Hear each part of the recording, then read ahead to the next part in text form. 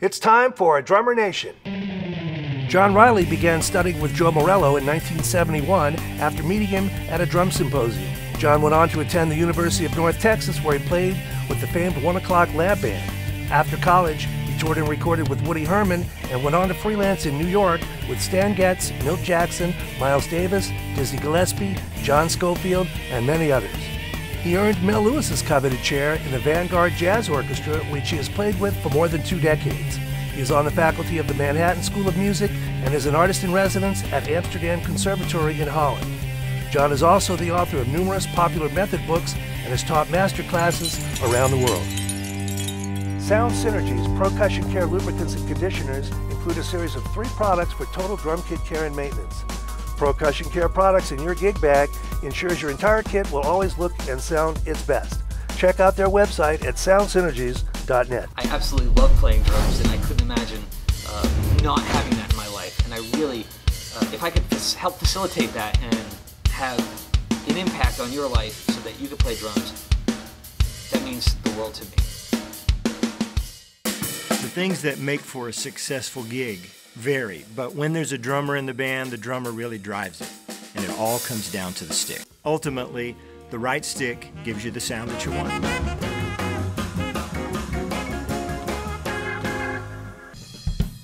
Created specifically for practice sessions, quiet tone practice cymbals by Sabian are designed to respond and feel like traditional cymbals, right down to their clearly defined bell, so the drummers won't have to change the way they play. Quiet tone practice cymbals by Sabian.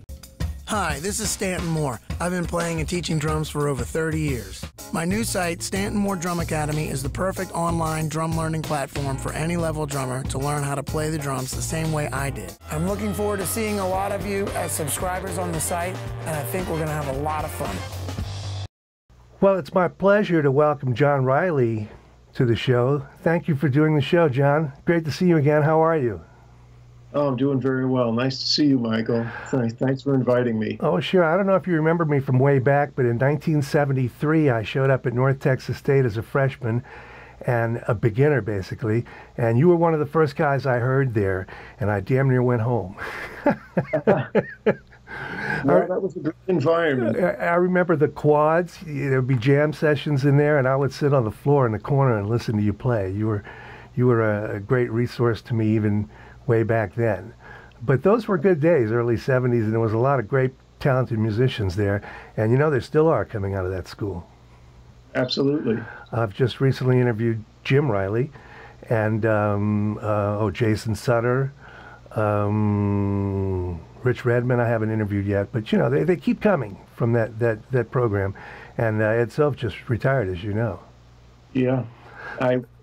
Unfortunately, the period when I was there, he was in New York, so I never had the chance to study with him.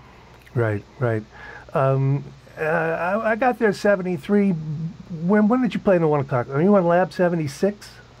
I'm on Lab 76, yes. The 75 was the one with Houghton and Lyle and those guys?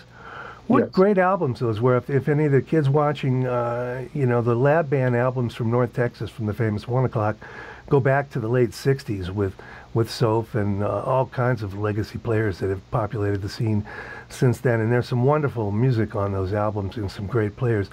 You went eventually with Woody Herman. I knew that was one of your goals when you were at North Texas. When did you go out with Woody? I joined Woody's band in January of '78. I flew to Los Angeles, and Jeff Hamilton was in the band, and he just finished recording an album, or the band just finished recording an album.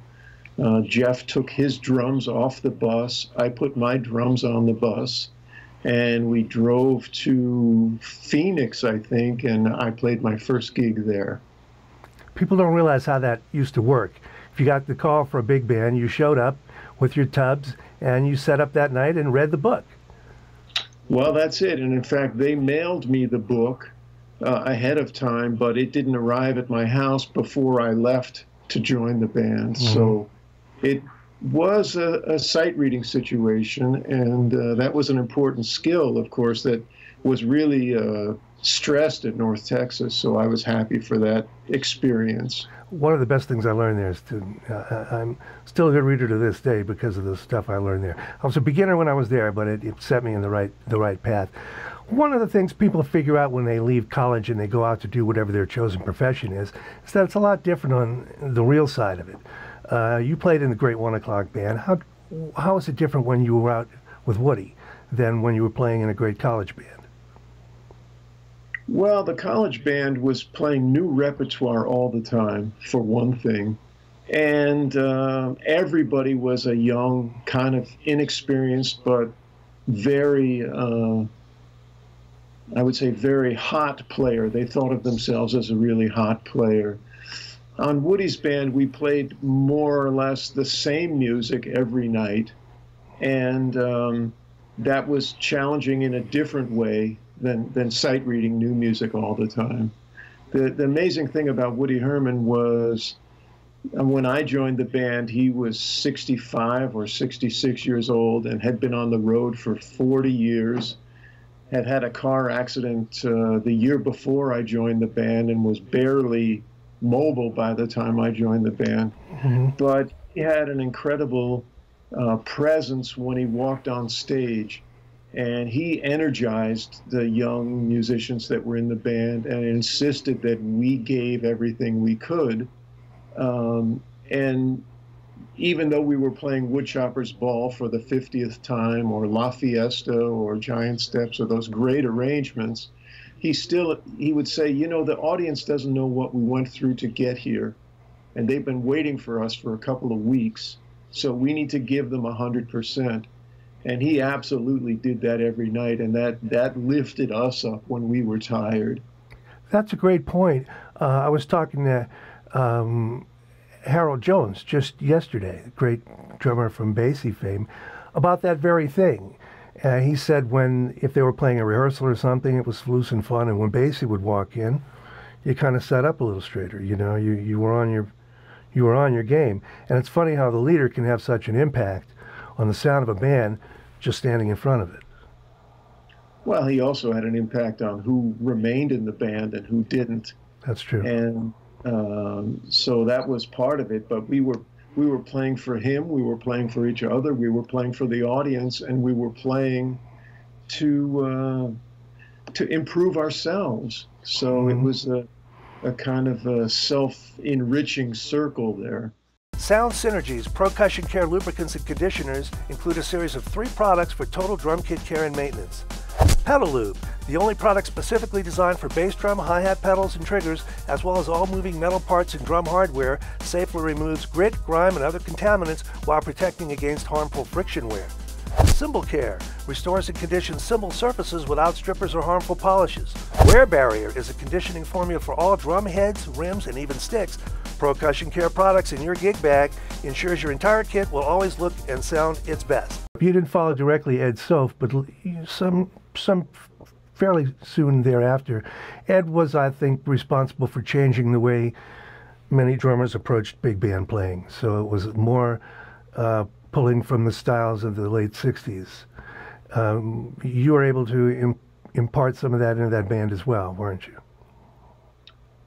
Well, I was inspired by Ed and kind of the way he was inspired by Roy Haynes, I think, and embraced some of that kind of phrasing. I was definitely influenced by Elvin Jones and Tony Williams. I don't know if I should say this, but more than Don Lemon and Jake Hanna at that period. So there was definitely an idea of trying to bring new things into the band. And in fact, Woody didn't want the band to be a nostalgic band. He wanted it to be moving forward. Otherwise, he would get bored. That's a great thing to say about a leader in his 60s who's been out there for 40 years. He wants these kids to come up fresh and bring new stuff to him and kick his butt too. Yeah, his playing didn't change much, but he allowed the environment around him to be a little more current, let's say. Well, when you got off of that band, you moved to New York City, right? No, I moved to New York when I left Denton. Oh, that's I right. moved to New York in September of '76, I think, and actually was asked to join Woody's band then, but was so excited about being in New York that I declined that opportunity. But after, I don't know, 14, 15 months in New York, I realized what I needed was to go on the road, to play every night, to get that kind of experience. And luckily my name came up again, and I jumped at the opportunity to join the band. Well, I'm glad you did. That brought you to a lot of people's attention as well. What I was getting at is when you lived in New York, you worked with Dizzy and you worked with Miles Davis. There aren't very many of us old enough or young enough or whatever that age group is to living today to say that they played with those two cats. I was really fortunate. I mean, I passed through their awareness very briefly, but I was really happy to be exposed with them. I spent a little more time with Dizzy. My first experience with him was when I was still in Denton. And I've told this story a couple of times, but it's definitely, I learned a lot from playing with him. He was playing at a club in Dallas called Mother Blues, and they did a couple night stand there. And all the drummers, all the musicians from North Texas went down and heard the band. They came back and told me how great it was, and I made a reservation to go see it the next night. I got there, and the doorman said, "Oh, you're John Riley. We've been trying to reach you because Mickey Roker is suddenly ill, and you need to play tonight." And Dizzy welcomed me like I was one of the guys, and he treated me. He didn't treat me in any way with disrespect, and that was a nice learning experience. In fact, afterwards, he gave me his number and said, "If you ever come to New York, give me a call," which I did, and he introduced me to people. And then that's when I was working with Stan Getz. Well, let me ask you about Dizzy a little more. Was he still playing those really fast tempos a lot? Oh, yeah. And he was also carrying his own Chinese cymbal. I heard about that cymbal. Dennis McCrell introduced me to it at some point. Yeah. Years ago, I had the good fortune of hanging with Max Roach. And I said, "Max, when you were working with Dizzy and those guys, did you ever have trouble with making those tempos?" And he said, "All the time. We used to grunt and sweat and fart and everything else trying to keep that tempo up." And he said, coincidentally, I had just spoken to Miles. This was in the early 90s, let's call it. Miles was still around. He said, "I had just spoken to Miles," and I said, "Miles, why did we play that shit so fast?" And Miles said, "Because we could." Well, we also played some fast tempos with Woody Herman's Oh, band. yeah. Hey everybody out there in cyber world, this is Adam Nussbaum. Hi, Dave DeCenzo here. Hi, Bermuda Schwartz here. Hey everyone, Stanton Moore here. Hey guys, Johnson Pesta here. Hey everybody, this is John J.R. Robinson. Hi, Todd Zuckerman here for the Drum Center of Portsmouth. They're knowledgeable, they'll be able to help you and guide you and make the right choices for you and the music that you play. From Wingnut to Wuhan, these chaps know what they're talking about. Highly recommended. But what do I know? I'm a drummer. I remember in that period, guys were just beginning to get digital watches with stopwatches in them. And they used to time the choruses on this song, Caledonia. Mm-hmm. And the whole band played solos, and then there was a long drum solo. Then you had to go back in and finish the tune, and that was. Now, do you have any secrets to keeping up with that? Do you think of it in halftime, or? Well, I kind of think in halftime, but I'm definitely not playing halftime. Right. Yeah, I think when you play a slow tempo, if you want those events which are spaced so far apart to be even, you need to think of all the subdivisions in between. Mm-hmm. When you play a fast tempo, you're more or less playing the subdivisions. So if you can think of a slower rate, then you can kind of relax with it. Good points. Now, you work with Miles. Miles has a reputation of saying cryptic things to people, right? Where he'll say 3 words or something and it'll change their lives. Do you have any anecdotes or instances of such from Miles? Well, the circumstance when I worked with Miles was that Quincy Jones was the musical director of the Montreux Jazz Festival. And he'd been begging Miles for years to do a retrospective and do Sketches of Spain, Porgy and Bess, Birth of the Cool, that music. And Miles always refused. But this one year, I think it was 1990 or 91, Miles agreed to do it. And so the owner of the festival, Claude Nobbs, hired a Swiss piano player named George Gruntz to contract the musicians to play this music with Miles. And I was playing in George's band at that time, so he invited me to play this concert with Miles. There were some hang-ups. The music was written by Gil Evans, and Gil's widow insisted that the Gil Evans band musicians be used in order for her to lend the music for the event. So now there's Ken Denard played in that band. I played in George Gruntz's band. So Quincy got this idea of, well, that's really good. The only way we can make it better than the original is if we have two men on each part. And so that was really weird. And then we arrived in Switzerland to do the rehearsal, and Quincy didn't know Ken Wood or I, and it turns out he brought Grady Tate over to play. So there's a video and a record, and if you watch the video, Grady is actually playing my drums and my cymbals because I was there, thought that I was doing the gig. Okay, because I have that video, and I didn't recall seeing you on it. So well, Kenwood and I are playing percussion, playing the percussion parts that Elvin and Buster Bailey played on the original record. I see. Yeah. Interesting situation. One cryptic thing that happened. So Grady was also a great singer. And I had worked with him as a singer, actually. He did a lot of prison gigs, and I played in a bunch of prisons with him where he was kind of a star. He really had a way of interacting and making everybody feel comfortable and welcome. But at the point when we're in Switzerland, Grady says, man, you should be playing this gig. He said, I'm 59 years old. I want to sell my drums and just be a singer. And he said, but now I have to run into this guy, which was Miles, and he was kind of intimidated by Miles. So we rehearsed for 2 or 3 days there, and Miles never showed up at the rehearsals. And there's like 30 or 40 musicians, and there's a lot of press people there, and Quincy is there. And finally, after the last rehearsal on the night before the gig, just as we're wrapping up, Miles kind of floats into the room in this amazing leather suit with these dangling things off of it. And there's all these people in the room, and Quincy is there, and I happen to be talking to Grady at that time. And Miles walks straight through the room, straight through all the people, and straight through Grady, and gives him a huge bear hug.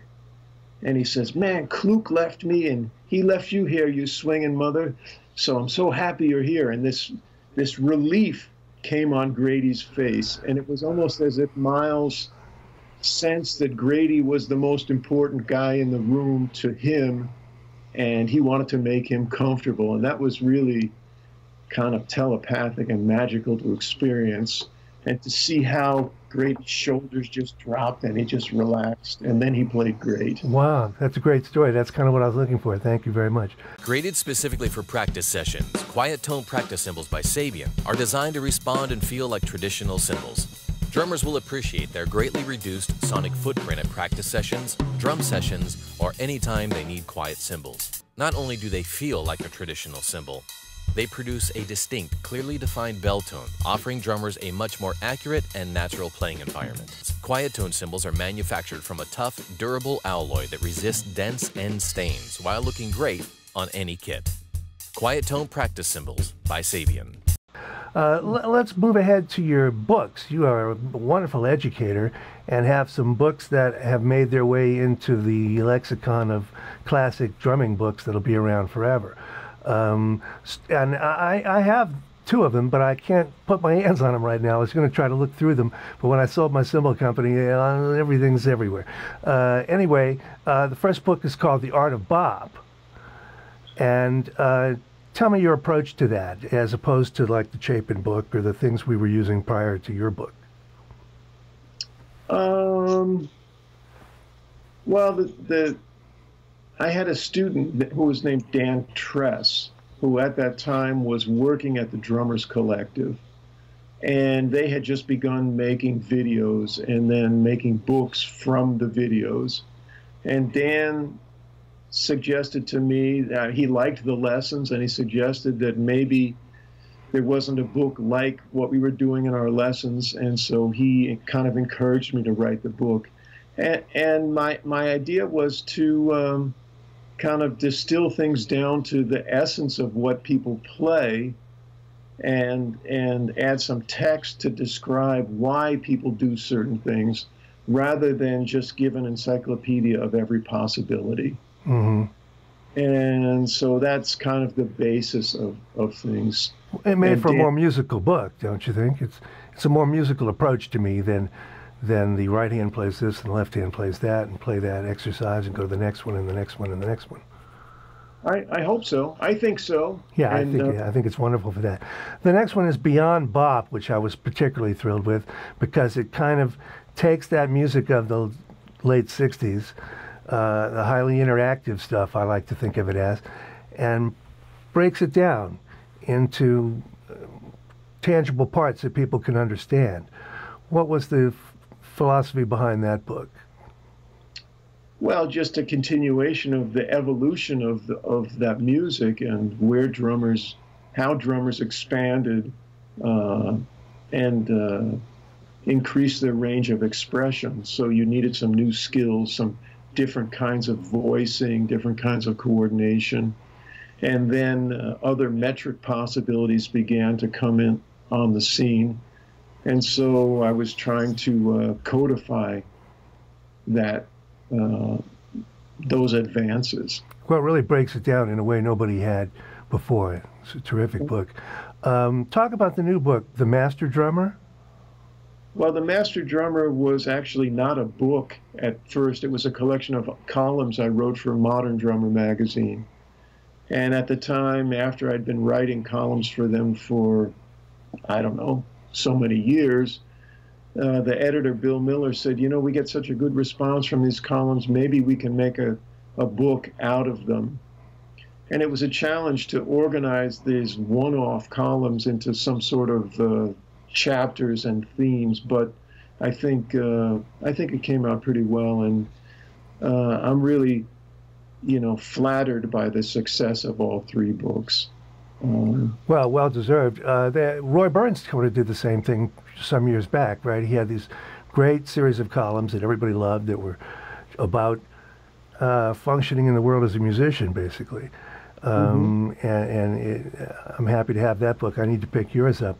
I saw you talking about it, where you break the thing down into four elements: technique, groove, creativity, and musicianship. Well, that's the thematic approach for a DVD that I did called The Master Drummer. Oh, I'm okay. sorry, did you ask about The Master Drummer or the Jazz Drummers Workshop? Well, I may have them mixed up. It was a video I saw of you talking about those things. So that's from, yes, excuse me, that's from The Master Drummer. The Jazz Drummers Workshop, which I spoke about earlier, was the collection of columns that I did for Modern. All right, now we're straight. So let's look at those elements. Technique. How do you describe technique? I saw a great thing on Louis Armstrong, Gary Giddens' piece, and in it, Wynton Marsalis says people misunderstand what technique is all about. Technique is not necessarily about velocity. Technique is about the expression of nuance. I thought that was a great saying. He said the ultimate expression of technique is nuance. Well, I agree with that, but there's a lot of building blocks that lead up to that. There's technical building blocks, and there's also sort of aesthetic awareness that we have to cultivate. I think technique is, as Joe Morello used to say, it's a means to an end, not an end in itself. But in this case, it's about the control of your limbs and the control of your mind to get the limbs to do what you want them to do. It has to do with, obviously with hand speed and with coordination, but also with having some ideas of what works in a musical situation. That's also technique. Right. Hi, this is Michael Vosbein, your host for Drummer Nation, and I do the show as labor of love, but I could use a little help. If you'd like to be a patron of the show, please go to the site patreon.com/drummernation. Help us out. Thanks. Let's talk about sound. You, devotee of Mel Lewis, I know. You knew him very well, used to sub for him, and took over that chair, right? When Mel passed away, it became the Vanguard Orchestra, and you're still doing that gig. I'm there a little longer than he was. Well, that's great. Every time I'm in New York, you're not. I need to hear you on that band. I haven't been able to yet. But when you met Mel, let's talk about the sound, your sound. I think you had your sound together when you were in your 20s. But the sound, though, you're looking for, I think you may have gotten from Mel. Start with cymbals. I'm a cymbal guy. Dark cymbals, expressive cymbals, thin cymbals. Tell me about your cymbal sound and how that maybe came from Mel, or what you got from Mel on that. Well, I should back up and say that I think that the influence of Joe Morello on my technique then influenced my choice of cymbals. Morello's thing about capitalizing on rebound means that the stick gets off the surface in the shortest amount of time, so you get the most resonant sound. And in the case of cymbals, that means that all the overtones flower. So then, what kind of sound do I want? I want kind of a definite, ticky, woody stick sound, but also I kind of want the whole rainforest underneath that. The whole range, spectrum of overtones. So, because I find if a cymbal is less colorful, when playing in a band, a lot of times the color that is there is canceled out by the sound of the bass or the other instruments. So I'm tending to go for cymbals that maybe when someone else plays them, not in a band context, they're going to say, oh man, this cymbal is too dirty. But within the band and the way it sounds in the audience, through the band, I kind of get the sound that I'm looking for. So it's definitely a darker sound, maybe a little lower pitched. Right. But a stick versus wash kind of a thing, right? Where you want to have both. You need the stick definition and you need the wash underneath. Yeah, I think an extreme example would be a flat ride that is mostly stick sound, or not 80% stick sound. A house in a band, it's almost like you're playing on a table. All you hear is tick, tick, tick, tick, tick, tick, tick. So I need a cymbal with much more body so that those ticks connect to each other. So there's a legato thing in the time flow. Precisely. And that, yeah. From the thickness of the wash that happens between the ticks. Well, let's talk about sticks. When I had my cymbal company, all the stick companies would come by the booth at NAMM and PASIC and leave sticks with me, and I would always be very gracious, but most of them I couldn't use. For what we were looking for, which is I think what you're looking for, you don't want a big, wide, giant ball of a stick to get a great cymbal sound, right? I think that round ball is perfect for an orchestral player that wants a sound on a snare drum that sounds like, well, it doesn't matter what angle they play at, they get the same sound. But with a stick with a kind of an acorny shape, I can change the angle of my approach and then really get a different sound out of the cymbal. And I'm looking for those different colors.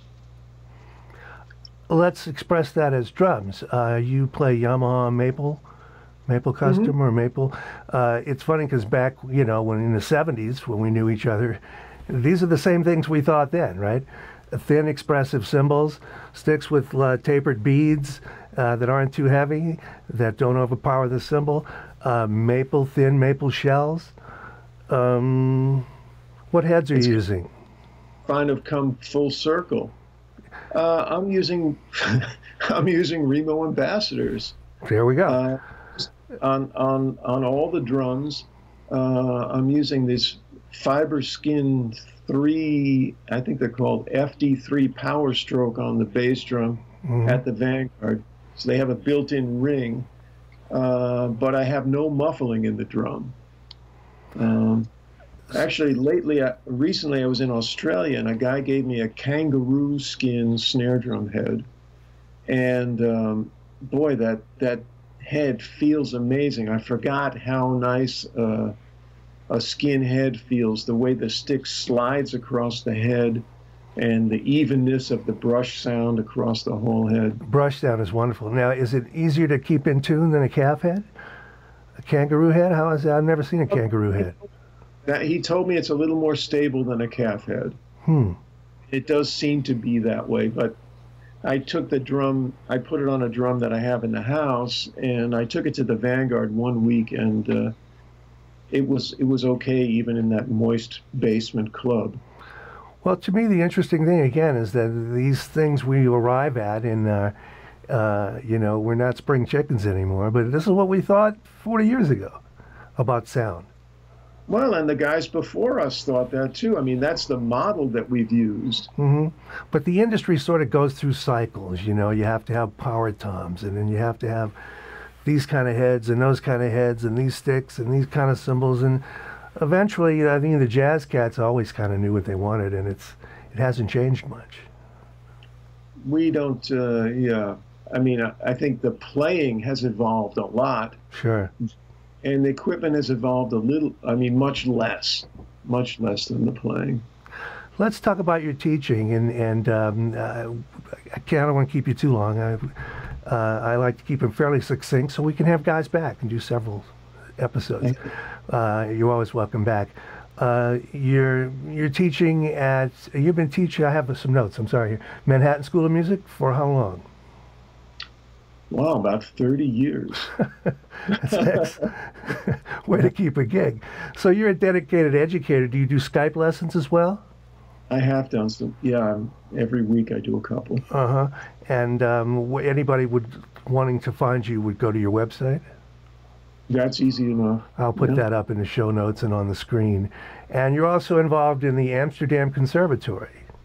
Is that like a European teaching outlet? That's been going on for, I don't know, about 10 years. And quite a nice, strong program over there. A lot of great musicians in Amsterdam. Now, I hate to ask everybody the same question, but this one particular question is kind of a bugaboo. I like to ask everybody who's an educator, and that is the industry has changed so much. There's a perception or the reality that there might not be as much work as there used to be. How does that factor into you bringing these kids up through colleges and ready to come out and make their mark on the world? Well, it's never been easy. There's always been competition. I would say that the overall level of playing is higher than it's ever been. So you have to find your niche. You have to find people that you have an empathy for musically. It's not so difficult to be a mediocre drummer. And that makes the competition even harder because there's a lot of mediocre players out there. Mm-hmm. But there's always room for exceptional players that are responsible people that that bring something to the music.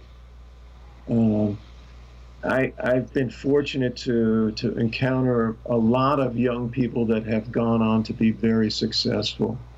And I'm struck that nobody ever asks me, was there any kind of common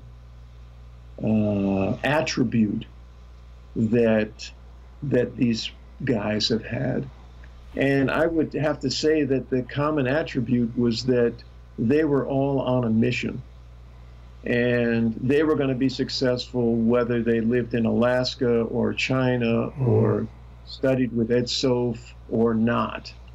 And contact with, you know, an experienced teacher, I think the value in that is that we can take some of the curves out of the road and make the process a little more direct. But the main thing is that one has to be bitten by the bug and hungry like a Rottweiler with a ham bone. You just can't get it away from him. All in, right? Yeah, all in, all the time, and curious and diligent, and people succeed. Very good point. In all different realms, in all different approaches to playing, there's ways to find sympathetic musicians so that you can express yourself. Very well said. Last thing to that point, young drummer is better off to find specifically he or she is and the sound they're looking for and the music they want to play, or to try to go to be well-rounded and cover all the gigs that might come their way?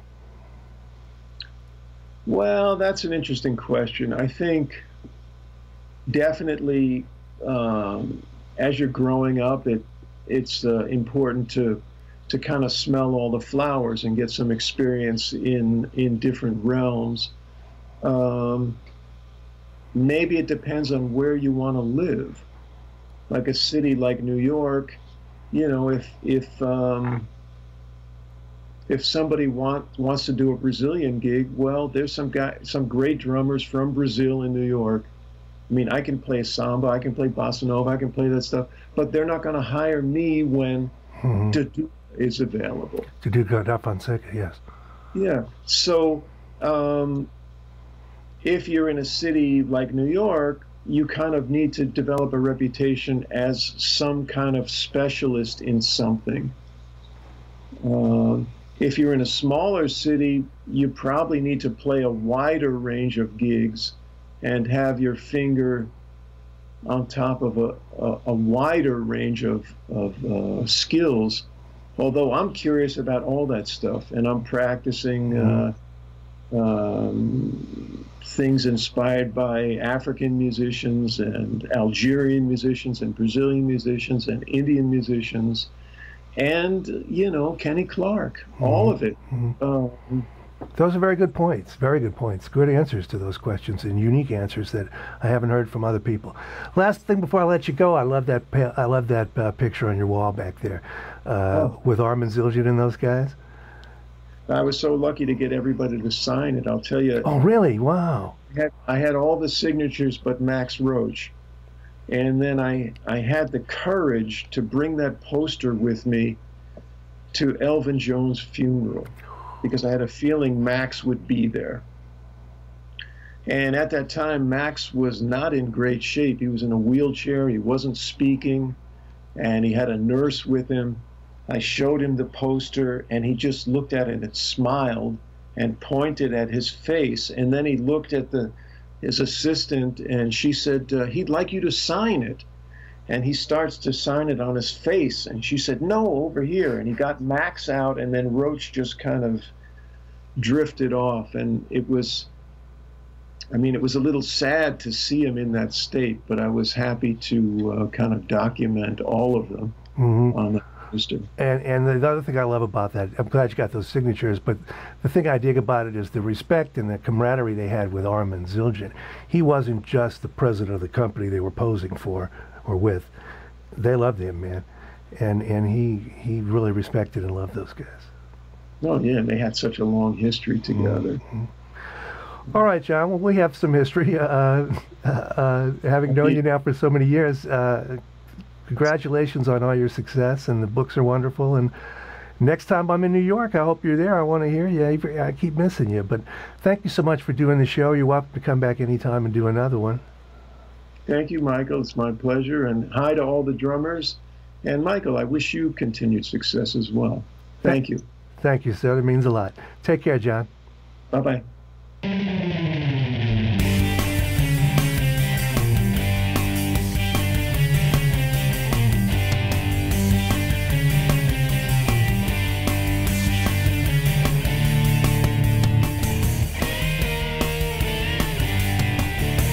This is your host, Michael Vosbine, and I'd like to thank our friends at Sabian Cymbals, Sound Synergies, Stanton Moore Drum Academy, and Drum Center of Portsmouth. Thanks for watching. We'll see you next time.